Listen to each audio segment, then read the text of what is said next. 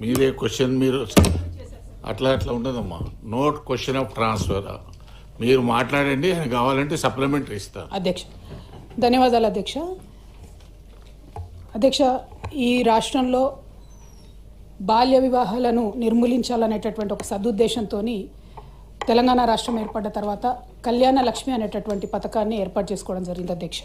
దాంట్లో మ్యాండేటరీగా 18 సంవత్సరాలు నిండినటువంటి తర్వాతనే పేద ఇంటి ఆడబిడ్డ, అది ఎస్సీ అయినా, ఎస్టీ అయినా, బీసీ అయినా, మైనారిటీ అయినా, అదేవిధంగా ఓసీలలో ఉండేటటువంటి పేదవారి కోసం కూడా మరి కళ్యాణ లక్ష్మి అనేటటువంటి పథకాన్ని పెట్టి తొలిసారిగా అధ్యక్ష దాదాపు 13 లక్షల పైచీలకు కూడా వివాహాలకు గడిచిన 10 ఏళ్లలో మరి బీఆర్ఎస్ ప్రభుత్వం కళ్యాణ లక్ష్మి పథకం పెట్టడం జరిగింది అధ్యక్ష. దాని రిపర్కషన్ ఏంటంటే అధ్యక్ష, రాష్ట్ర వ్యాప్తంగా అద్భుతంగా బాల్య వివాహాలు నిర్మూలించడమే కాకుండా దేశవ్యాప్తంగా కూడా మనం అన్ని ఇండికేటర్స్లో పైకి వెళ్ళడం జరిగింది అధ్యక్ష. మహిళా ఆరోగ్యం విషయంలో కావచ్చు, బాల్య వివాహాల నిర్మూలనలో కావచ్చు, మాతా శిశు ఆరోగ్యానికి సంబంధించిన ఇండికేటర్స్లో కావచ్చు అధ్యక్ష. సో ఒక సోషల్ కాన్సెప్ట్తోని బాల్య వివాహాలు నిర్మూలించాలి, అమ్మాయిల ఆరోగ్యం బాగుండాలి, తద్వారా పుట్టినటువంటి బిడ్డల ఆరోగ్యం బాగుండాలి, సమాజం బాగుండాలని చెప్పి ఇది మనం తీసుకోవడం జరిగింది అధ్యక్ష. దాంట్లో మరి మొదలు 50,000తో ప్రారంభించుకున్నటువంటి పథకాన్ని ₹1,00,000 వరకు కూడా ఆనాడు తీసుకొని వెళ్ళడం జరిగింది అధ్యక్ష. సో ఇప్పుడు ఎన్నికల సందర్భంలో ఇప్పుడున్నటువంటి ప్రభుత్వ పెద్దలందరూ కూడా కలిసి ₹1,00,000 సరిపోదు, దాంతోపాటు ఒక తులం బంగారం కూడా కలిపి మీకు ఇస్తాం కళ్యాణ లక్ష్మి పథకం కింద అని చెప్పారు అధ్యక్ష.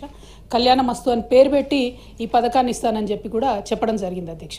కానీ 15 నెలలు గడుస్తున్నా కూడా మరి కనీసం కళ్యాణ లక్ష్మి ఎంతమందికి ఇస్తున్నారు, పాత పద్ధతిలోనే ఇస్తున్నారా, ఇస్తుంటే క్రైటీరియా మార్చారా లేదా, ఇంకొకటి ఈ తులం బంగారం మరి 15 నెలల్లో అయినటువంటి పెళ్లిళ్లకు మీరు తర్వాతైనా రీఎంబర్స్ చేస్తారా, ఏం చేస్తారు అనేటటువంటి అంశాన్ని మేము అడగడం జరిగింది అధ్యక్ష.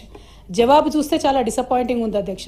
కళ్యాణ మస్తు పథకాన్ని కన్సిడర్ చేస్తున్నారా అంటే సింపుల్గా సాఫ్ సీదా కన్సిడర్ చేస్తలేము అని చెప్పి ఆన్సర్ ఇవ్వడం జరిగింది అధ్యక్ష.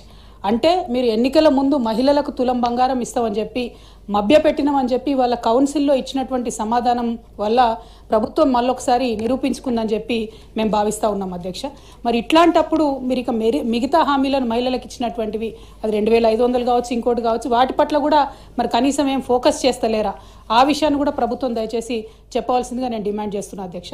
మరి ఇంత సోషల్ కాన్సెప్ట్, ఇంత బ్యాక్గ్రౌండ్తోని, మంచి ఇండికేటర్స్తోని చేసినటువంటి కార్యక్రమాన్ని నీరుగార్చడం, మీరు ఇచ్చినటువంటి హామీ మీద ఇంత విస్పష్టంగా మేము అసలు చెప్తలేము, కన్సిడర్ చేస్తలేమని చెప్తే ఇది మహిళలను మీరు మోసం చేసినట్టుగానే మేము భావించవలసి వస్తుందని చెప్పి ఈ సందర్భంగా ప్రభుత్వాన్ని అడుగుతూ కనీసం మరి తర్వాతన్నా ప్రారంభిస్తారా అనేటటువంటి ప్రశ్నను నేను మంత్రి గారిని అడుగుతా ఉన్నాను.